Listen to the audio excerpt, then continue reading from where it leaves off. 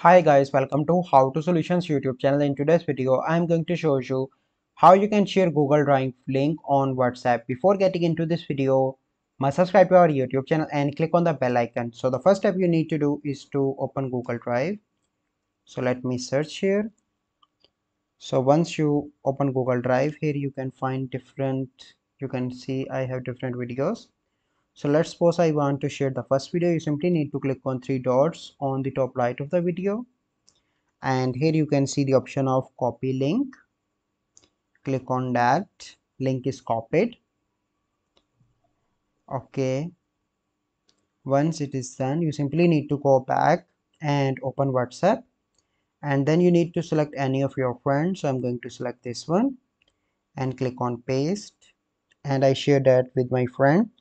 And once my friend click on that link, he can easily access my video. So this is the process by which you can share Google Drive link on WhatsApp. I hope you find this video helpful. If you find this video helpful, must like this video, subscribe to our YouTube channel for future videos. We'll see you in the next video. Thank you. Have a good day.